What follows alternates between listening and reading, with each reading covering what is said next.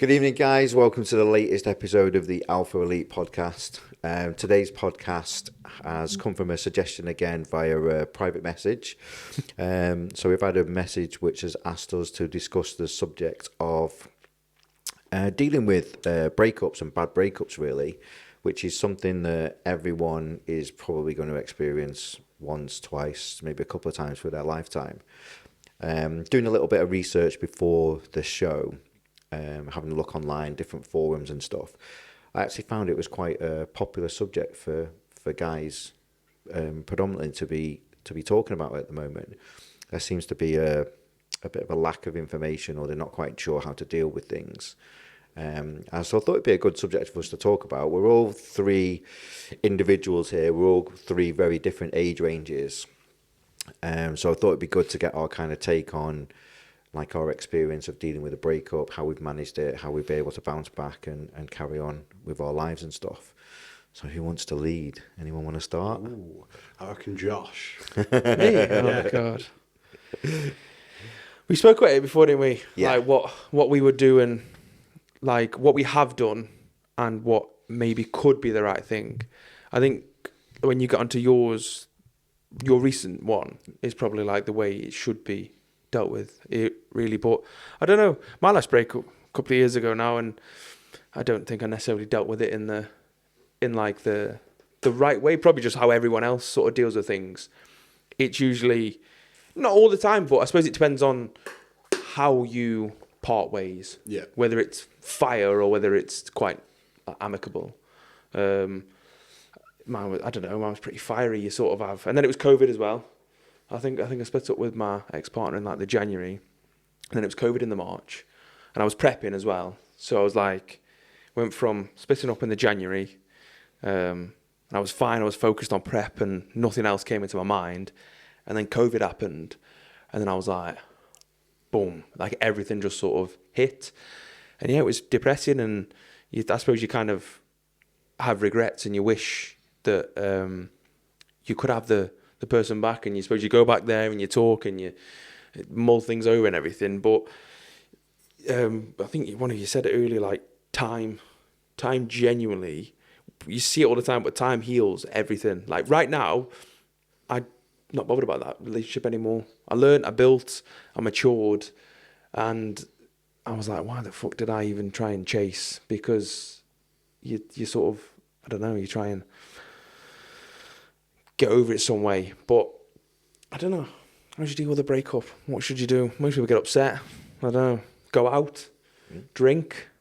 I suppose try and, people tend to do things, everything other than think about the breakup. Girls tend to flood themselves with other girls who are going to give them all the affirmation and you're better than this, you can do this. And guys will get around other guys and like, come on, we'll take you out, we'll go out. We'll surround ourselves with other people and we'll try and take your mind off things. But ultimately, like, at the end of it, at the end of the night, you're potentially coming home to an empty bed, empty house. So how are you supposed to sort of deal with that? I think what you said, like, is very prevalent. It's okay to be upset. It is okay to be upset. If you've been with someone, you've been vulnerable with that person, you've shared experiences with that person, and that relationship has come to an end. It's okay to be upset. You're going to be upset. You know, something that you've invested time and energy and feelings into has come to an end. So yeah, I think that's the first thing that people need to do. Be upset, deal with it, get it out there. You're not going to be able to move on unless you can go through the processes. And one of the processes is to be upset, to kind of go through a grieving process. Yeah. So yeah, and I think a lot of people are frightened to do that, to actually say, oh, you know, I'm caught up about this. Because you think your mates are going to go, oh, you fucking fanny. Yeah. Well, they're not your mates if that's what they think. Because if they're mates, they're going to want the best for you. They're going to understand where you're coming from. So yeah, it's okay to be upset. And it's okay to say, oh, I'm a bit gutted about this. I'm feeling a bit down. I'm feeling a bit depressed. You know, it's kind of invested this time into this person. It's not quite worked out. So you're absolutely right. I think that's the first thing that people need to do, really. Be upset. Process it in your own way. Yeah. Then you can then set yourself up to move forward. Yeah, I think if you can't, yeah, as you said, you be upset. I think if you go straight into trying to hide away from it, it's going to catch up to you eventually. And if you've not dealt with it then you will eventually have to deal with it. So yeah, have that time away from people if you want to, but have that time away to grieve, to process, to understand, to see how your feelings are going to play out and test that sort of time theory. But yeah, have some sort of focus in the background as well. Like, some people do shut themselves away for a while. Normal is what it is. Some people deal with it that way. Some people shut down. Some people surround themselves with friends. But definitely allow yourself to have that time period. I think if you just go into, no, I'm fine, I'm going to get back into work and get back into the gym, eventually you'll probably see that person suffer and crumble, because they're just, they bottle all the emotions and all the feelings up. And I think that just manifests more feelings and more emotions. An unresolved issue is going to resurface. Is basically it. And usually worse as well. Yeah. So deal with it. Like, not deal with it, not like man up, but like process. In your own way. Yeah. Whatever it takes you need to do, process it. Begin that like journey of closure, if you will. Find it. Do you know what I mean? I think people go through the stages of, was it right? Should we be together? Can we make it work? And I think you've just got to tick off those boxes. And if it's not going to happen, it's not going to happen. It's not that time. But yeah, have that. I think it's important to have that time, like you said. Definitely important. Go on, Bryn. Right. Bryn is in the Personally, I think, fuck 'em. Get in the fucking gym. Swole is the goal. Size is the prize. Guys. Here we go. No, but I think a good point that you made was sort of, if it is that it's come to an end, and you have gone your separate ways for whatever reason, they've made the choice, you've made the choice, or even amicably, I think after it all, you'll both sort of take, a grieving point. Some people will deal with it in different ways, guys, girls. But I think, when you take that time, couple of months or whatever, it definitely changes with age anyway. The younger the person, well, they're just on to the next person, that relationship necessarily didn't mean that much, Is it even classed as a relationship sort of thing? You're just dating or courting or however you want to refer to it as. But I think if you have been in a relationship, you've sort of shared, like you said, vulnerable moments. You've been away on holiday together, something that you could class as a we were together, that sort of thing. Yeah. I think, take a couple of months break. In that time, you'll probably reflect on the relationship. What did I do wrong? What did she do wrong? Or vice versa. Were the red flags? Were the green flags? And then at the end of it, potentially you do get back together. You don't get back together. You make that choice further down the line. You could have just needed space. Everyone has different issues, don't they? But I think as soon as you've processed all that, you either know that person is right or wasn't right for you, or, you grow from that experience, and then you then take that into your next potential relationship, and hopefully, that is your last relationship, other than something really bad happens. But yeah, personally, I think that's the best way to deal with it. Just sort of hunker down a little bit, get into things that make you happy. Like I say, I always use gym as a reference because a lot of people use the gym as a reference for mental health, fitness, it's something for them to focus on, but it doesn't have to be the gym. It could just be something as simple as, I've got a busy work schedule, and potentially that was what was getting in the way with this person that I was with. And now, do you know what? I'm just going to take time for myself. I'm going to go on walks. I'm going to go on adventures. I'm going to go on, different days out with friends that I don't normally spend time with, and if you reflect on that and that's maybe the problem, then you change that in your next relationship. I think definitely I would use my experience as one, when I was married, was kids. Kids is a massive one. Kids, love them to death, but they fuck your time up so much. I didn't go on time out with my partner for the best part of 3 years. Just didn't have the time. Had no one to have the kids. Had no one to, take that responsibility off me just for the night, so I could just go, right, with this person, no, I'm gonna spend this time with this person, they're gonna spend time with me, and we're just gonna have general chit chat and enjoy each other. If you can't do that, eventually two people are going to resent each other, when actually all that's happened is something's been introduced into your life that has created this animosity in a way. The kids are lovely, they're amazing to be there, but they create this this time that you haven't got anymore. They create this absence between you, and I think that sometimes is a massive issue, especially for like your older generations. You haven't got that time anymore, but your younger generations, I think, value that time more. Whether it's going out together, whether it's drinking and all that stuff, or whatever you want to do. I think as long as you make that time, it's great. Yeah. But I think I've definitely learned now from that past experience and that ex-partner, I've definitely looked at our thing and thought, well, we never had any time together. As much as we enjoyed each other and as much as we enjoyed each other's lives, we never actually had any time together that wasn't around kids. So we were never really taking time off. You were parents. Yeah, we were parents. Couple. We weren't a couple. Yeah. And that's it's such a shame when I look at it. That's definitely 80% of our problems. But as you said, you were going to take that into another relationship. Potentially, and work on it. Yeah, you know what I mean? You got to work on it. I think every relationship, as you said, you take away something. Like once you've got your closure, once you've got everything and figured out what you want, take something away from it. Like learn, grow, adapt. Yeah. If it's a you issue, learn from it and grow. If it's just an incompatibility, then find someone that's more compatible. I think someone who's had a lot of relationships or serious relationships kind of knows more of what they want. Yeah. Someone who's flitted and flattered and hasn't had a serious relationship probably doesn't quite know what they want. Like people search. But one thing I will say about when you break up, not that I can say I did it, but cut contact where you can. Like if you've got financial commitments, you've got houses, you're actually married, you've got kids, obviously it's more difficult.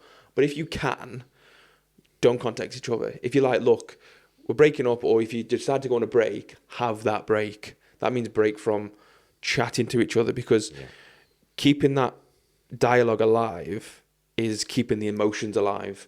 So if you cut contact for 2-3 months or whatever you deem as a suitable amount of time, and after that you come back to each other and everything's still there, maybe there's something there to keep. If it's not, and one or both of you have pissed off with fucking lady lover, then maybe it wasn't that serious and it wasn't meant to be. So I think contact, like cutting that contact after a breakup, is like a massive thing to allow one or both of you to kind of move forwards. You kind of tend to be like you're either holding each other back, or one of you is holding the other one back by keeping them around. If there's contact there, there's still feelings from one party, and that's what it is. And so you're potentially giving someone false hope. Whereas if you've made a decision that you're going to part ways, then you need to remove each other from each other's lives.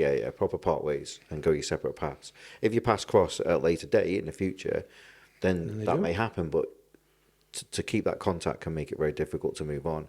And then if you do move on and you meet someone else, how do you explain that you're still in contact with your ex-partner? Would that you find that acceptable if your new partner was, where there's kids involved, is like you say, it's slightly different, because there's got to be that contact there. But it's about being adult and not giving false hope. There's still a line, isn't there? Definitely, even if you have. I think we had a discussion about it. We were talking in general about it, and I was like, it's you've got to draw that line, and it's got to be okay. Well, if I need to speak to somebody, it's going to be about this, and everything else I don't really need to talk to them about. Yeah, I think we both said as well. Probably the easiest way to look at it, but it is a cold way to look at it, is think of it as more as a business transaction. Yes. Yeah. Well, this is what's happening. Solid, black and white. There you go.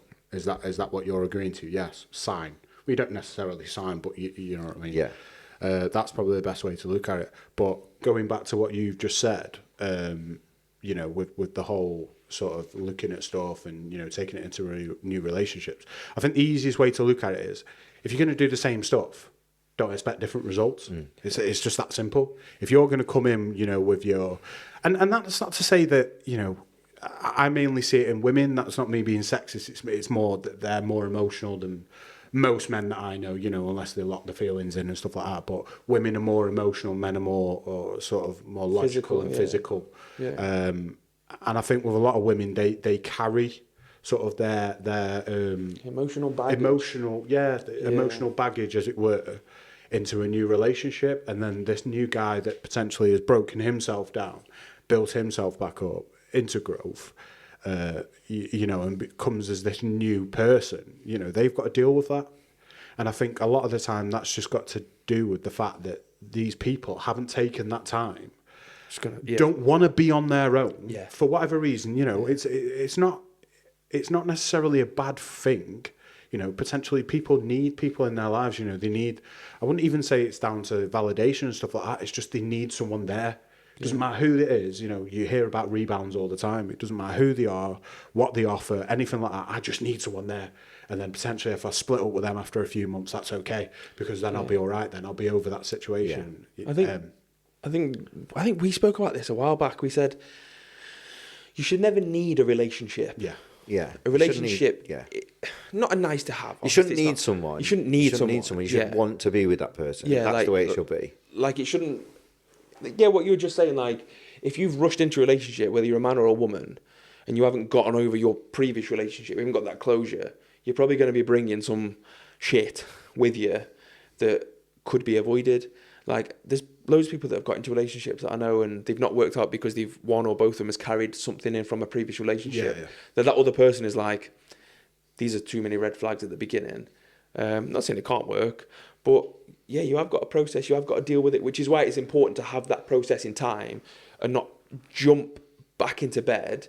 Like if you're going to deal with it in that way and you're going to leave someone and, do you know what I mean, go and have some fun or go and start sleeping with someone, that's fine, but understand that it could turn serious and it could work out, but don't be rushing into, I've just jumped out of a relationship, I start sleeping with someone, I start feeling, but you're in a very unbalanced emotional state because you've just finished with a relationship.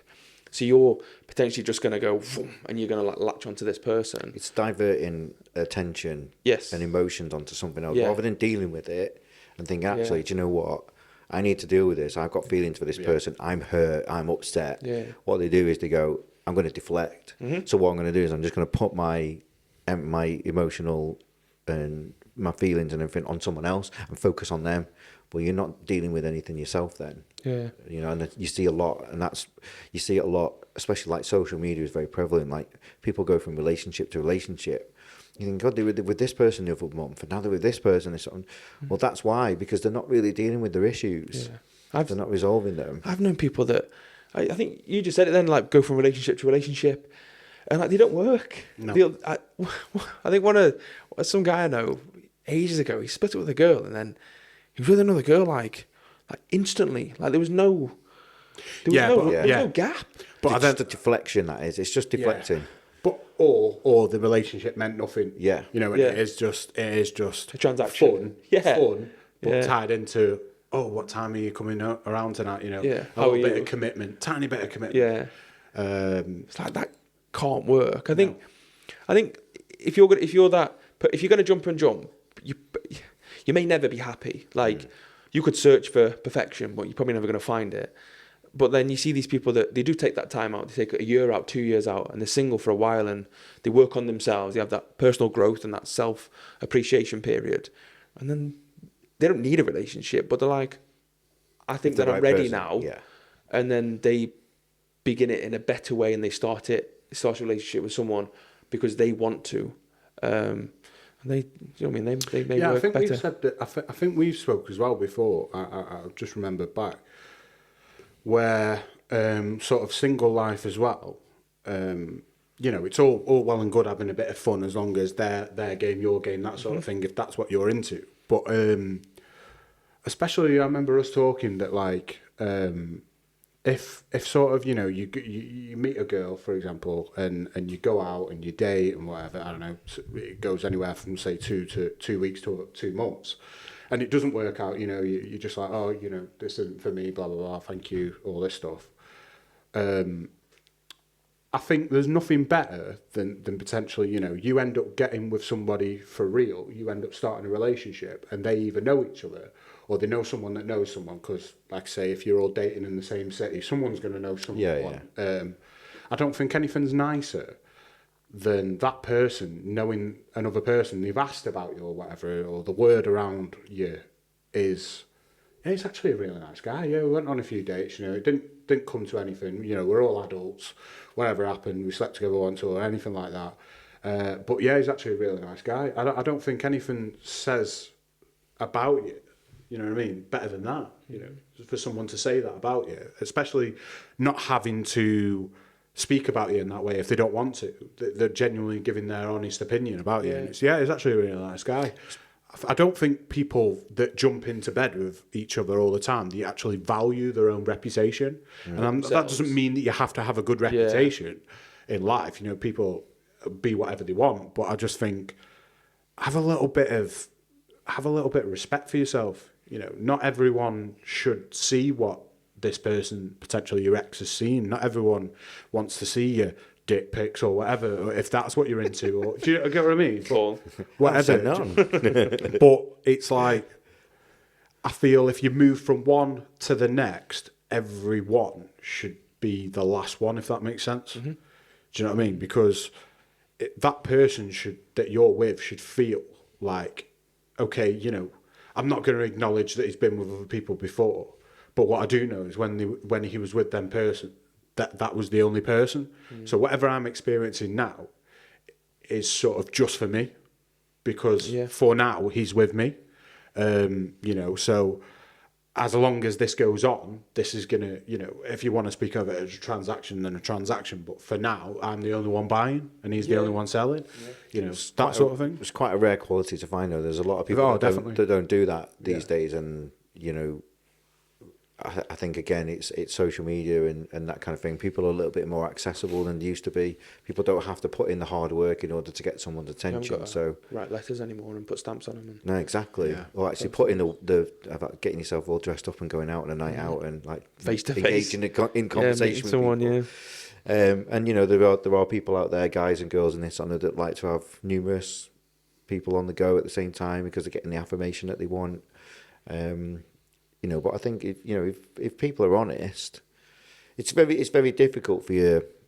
At the end of the day, when a relationship breaks down, whether it's 2 weeks, 2 months, 2 years, there's going to be hard feelings, and it's going to be very hard for someone. One person, it's very rare that both people will agree, oh, this is not working. It tends to be one person that's thinking, oh, this is not working out, or this is not what I want, or it's not going the way that I want, or whatever. So someone's going to get hurt. So it's going to be quite difficult to get into that situation where you're going to break up and that person's going, yeah, we broke up, but he's a good guy, he is this and the other. It's very rare that's going to happen. Very, very rare. I mean, like, I don't believe that, because someone's going to get hurt.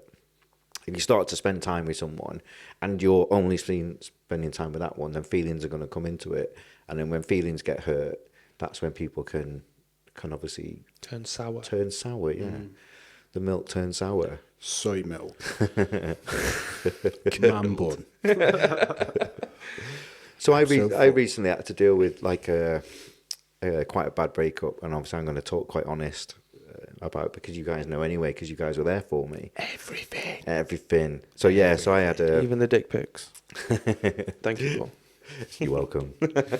So I kind of had a relationship that broke down earlier on in the year, and I actually took it really bad. Like, I was in a really, really bad place. So not only did I have the relationship that broke down, I also had an operation which kind of put me away from doing the things that I liked, made me feel quite vulnerable and quite closed off. And the thing that it was for me was the relationship broke down and it made no sense. I have a very logical brain. I'm not really an emotional person. I'm very logical. And I had all these unanswered questions and they were playing over in my head and this, that and the other. And I just got myself into a very, very bad place. And I was like that for a good couple of weeks, really. It was really low. And then I started to obviously talk to you guys. I was very lucky that I had both Bryn and Josh to talk to, and they were there for me, supported. They both got two very different styles of dealing with me. Man the fuck up! Brittany's very black and white. We go for afternoon tea. Yeah. Talk about Brittany's shit. very black and white, and I think Josh is a little bit more on my kind of wavelength. We kind of see things and we look at the bigger picture, whereas Brittany's very... And it's good to have, and it worked. It was good to have both. Like, I would talk to you both about the same subjects, and I would get two totally different responses to it. And then it's my decision as an adult to process that information and to use it as I saw fit. And you both gave good advice, and you're both there for me, and you're great guys for doing that. But ultimately, I made that decision to take time away and focus on myself. I was like, I can't control what's gone on. I can't resolve these issues because I had no contact with the person. So I'm just going round in circles. Pointless exercise, getting myself stressed, sleepless nights, this, that, and the other, and I'm not getting anything out of it. So I needed to shelve it, to box it. I organised, because I have a very logical brain in the way that my brain works, I did need to get kind of some answers, but I couldn't get them from the person. So I went to therapy. I was having therapy once a week to talk to them, talk to my therapist, and they were helping me to resolve these issues and deal with them and be able to compartmentalise things in my own brain, which is how my brain works. Everything has to be filed away. There needs to be an answer. Put it in a box, put it away, move on to the next. And that worked really well. And I'm not ashamed to say that I went to therapy. I needed to talk to someone. And I found a good therapist, and we had lots of sessions together, and I came away from it much stronger minded with a better understanding.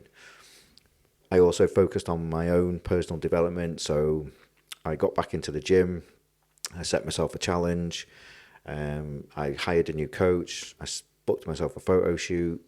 I wanted to focus on my diet, my nutrition, to get my mind as well as my body back into a really good place. I started to do more things with my friend group, which is like you guys and obviously other friends, Brad and this, that and the other. We were going out, we were being more social. And I tried to put a massive positive on things. And one of the things that I did, which I will continue to do, is that anything that was in my life at that time that was causing me negativity or not being a positive influence on my life, or adding no value into my life, I just removed, just cut it out of my life.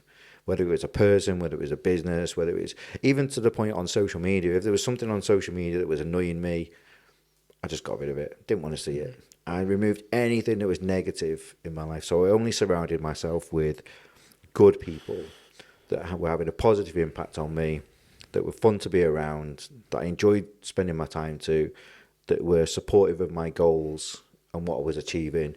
And the people that were there for me when I wanted to talk, to pick up the phone or to go and have a coffee or whatever, or to come around to the house and everything.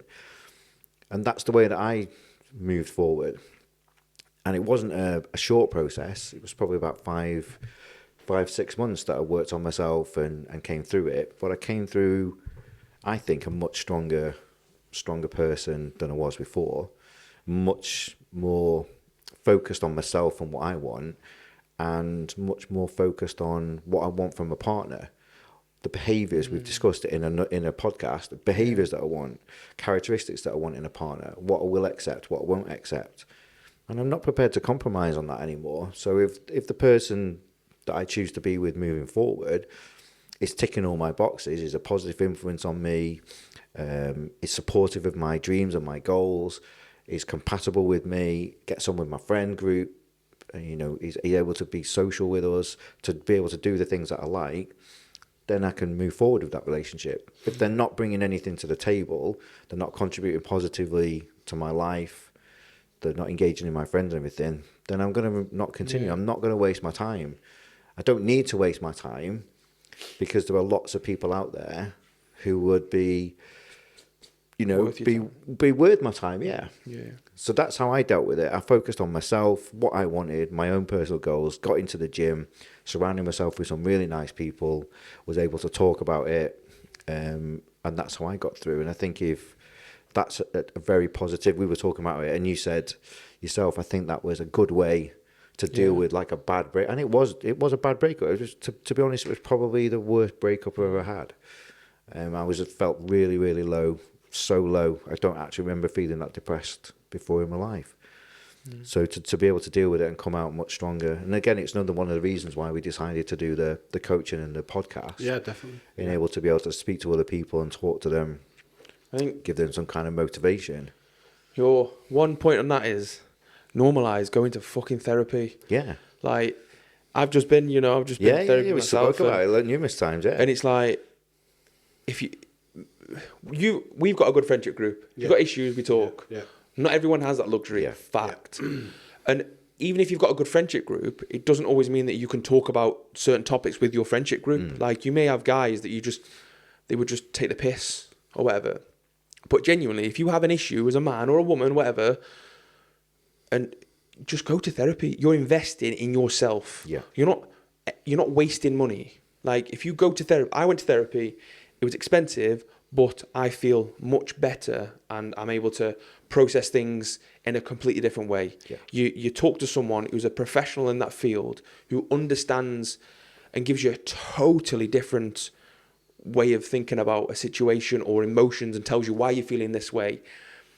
And it literally like rewired my brain, and I was like, I don't know why people shy away from it. I mean, it is an investment in yourself. Like, if you wanted to get more qualifications, you'd go to university, you'd pay to go and do a course. You want to learn how to drive, you'd pay.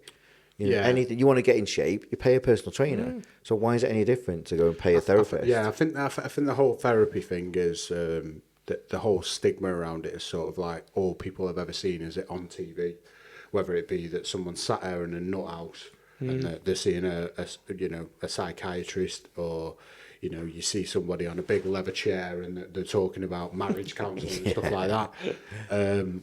I just think sometimes people have got this stigma because it's like, oh, not me, I can't do that. And like I say, we're three guys here sat here talking it through, saying, well, we've been through similar stuff. We've all been to therapy for one thing or another. Mine was sort of younger and not relationship based, but I can still attribute therapy to progressing. I would definitely say now being able to talk. Even if you don't go to therapy as such, I don't need that, that's fine. But I would say definitely talking to people that you trust, whether it be mates, whether it be family, brothers, sisters, anything like that. A lot of the time I've noticed that it unlocks that other part of your brain where, consciously you're thinking this, my marriage or my relationship's over, damn, I hate life. But when you actually start to speak to people, or I've spoke to you, or I spoke to you, or I spoke to even Tate over there, I tend to, I'm saying stuff and I'm listening to it. I'm probably, and this is no offense, guys, but I'm probably not even listening to your responses. I'm literally listening to what I'm saying and going, is that what I actually think? Shit, that's what I think. Yeah. Because subconsciously it's in there. The answers are in there. I just need to get them out and understand them. So sitting in a dark room and going, oh, fuck me, my life is over, it's not going to help. Take a day, take two. But then you just need to get a grip of your shit, start to talk it through, listen to what people have got to say, even if you value their opinions or not, and then just listen to what you're saying, listen to what's coming out and go, fuck it, actually, I never looked at it that way. All a therapist will do is help you get that answer easier. Yeah, they just help you to dig deep and bring out that information. That's all of it. Yeah, but I think we've touched on a lot of things there. That it basically just, as long as you take the time and you invest in yourself, once you've been in this, potentially traumatic breakup, invest in yourself, take the time, use the people around you for what they're there for, which is, good people. And then when you come to the end and, you're ready to go into another relationship, you've grown. I think that's the biggest thing to take away from today. 100%. Don't be afraid to talk. Definitely. If your friends are really your friends, they'll only want the best for you, regardless of how much they take the mick out of you or rib you.